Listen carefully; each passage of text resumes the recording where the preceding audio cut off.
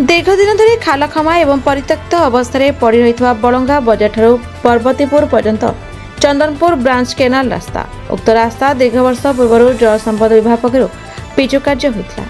यह रास्ता उपरे नाहमंग कोड़ीतल नरुड़ा उछुपुर पार्वतीपुर नुआसाही विद्याधरपुर खड़ीकुदा बलरामपुर गड़ भली अनेक ग्रामवासी छात्र छात्री गर्भवती महिला आंबुलांस और अन्य जानवाहन यातायात निर्भर करते। केनाल रास्ता प्रत्येक वर्ष बलंगा सब डिविजन कार्य पक्षर किछि ना किछि रक्षणाबेक्षण कार्य से वर्षा दिन में पूर्व खालखमा हो जाए जहाँफल जनसाधारण अतिष्ठ हो पड़ती।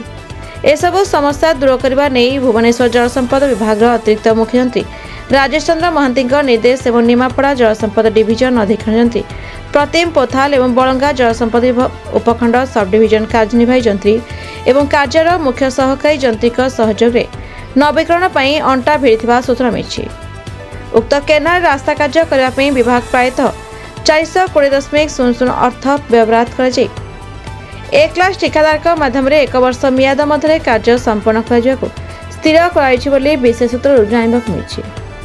उक्त अंचल केतेजन पथचारी और बुद्धिजीवी मान केनाल रास्ता नवीकरण संपर्क में प्रतिक्रिया ने विभाग अतिरिक्त मुख्यमंत्री श्री महांती अंचलवासी एक नूतन प्रयास जारी रखि आम्भे और आम अंचलवासी माने धन्यवाद सहित शुभेच्छा ज्ञापन करुछु।